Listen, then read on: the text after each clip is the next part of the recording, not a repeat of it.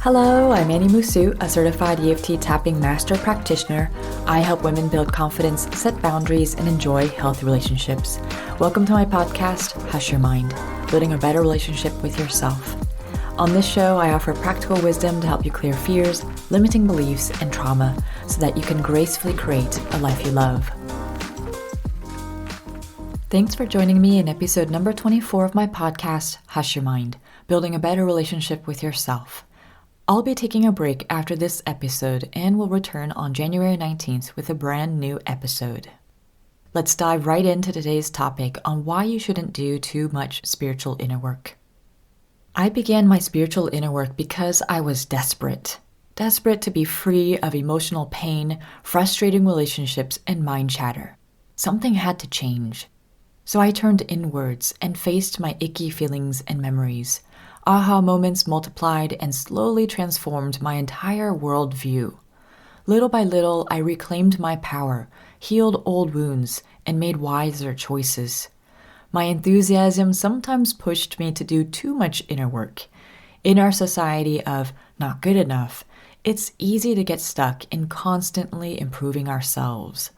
Too much inner work can ironically distract us from ourselves and the present moment. But first, what exactly is spiritual inner work? Inner work is a process of discovering who you are underneath past hurts, limiting beliefs, others' expectations, and cultural conditioning. It's a profound exploration of your inner self, which consists of your thoughts, emotions, fears, beliefs, memories, wounds, shadows, and attachments. Why would we want to face these things? The process sounds painful, and indeed, it can be at certain times. Something deep within us asks for inner work. Oftentimes, the journey begins when we've come to a tipping point, or when we're yearning for true peace and joy or fulfillment.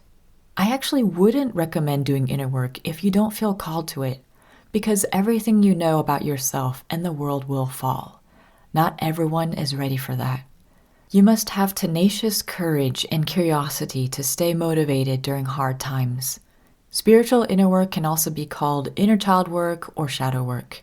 We excavate all that has been hidden, like our pain and shame, to shine a light on them. Instead of being a victim of our stories, we embrace our past and cultivate compassion. Our most painful experiences become rich opportunities for growth, wisdom, and connection. So let me ask you this. Are you a spiritual overachiever? When daily arguments with my husband Loic eroded my nerves, I began looking within. I had no other choice, or so I thought. My inner self was my refuge from external chaos. I paid attention to the whirlwind of thoughts, and my anger and fear pulsing through my veins. Strangely, I felt a little calmer. I somehow managed to slow down arguments in my mind and saw how one misunderstanding led to another. The row of dominoes still collapsed, but I felt empowered by this new perspective. I eagerly shared these revelations with Loic, and we took mindful steps forward. Soon enough, the overachiever in me kicked in. This inner work thing seems to help. Why not focus all my attention on it? More is better, isn't it? The problem with this mindset is that we tend to keep looking for something to fix. It's an endless quest. Our desire to improve our lives transforms into an obsessive need to be the most self-aware as possible. Without realizing it, we can fall into the trap of controlling our emotions and always questioning our reactions and behaviors. We might devour self-help books and spiritual teachings to arm ourselves against our imperfections, our humanity. It can also be easy to identify with the healing process. For example, a support group could give us much-needed relief. Connecting with other people who have experienced similar hardships helps us release shame and build resilience. But the group can also become a crutch.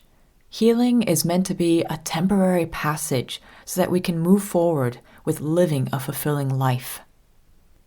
Another vital point to make is that accelerating the process isn't necessarily better.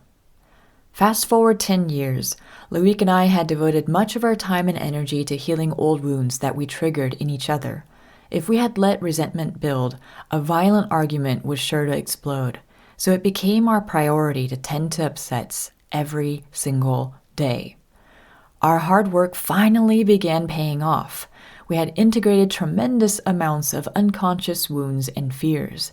We felt lighter and laughed much more. During that decade, there were many times when I wanted things to progress quicker, but it wasn't always possible.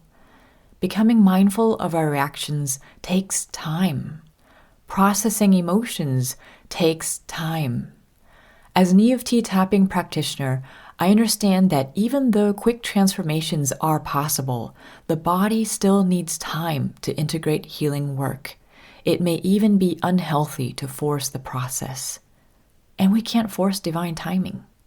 Of course, my rational brain didn't want to hear about it, but years of observation taught me to let go. Sometimes there aren't any spiritual lessons to extract from a situation. Perhaps the lesson is simply to let things be, to give yourself a break. You can't go wrong with giving yourself some compassion. In conclusion, everything in moderation. Spiritual inner work is the most thrilling journey we can take. If we're brave enough, our profound search into the depths of who we are often rewards us with more ease and peace of mind.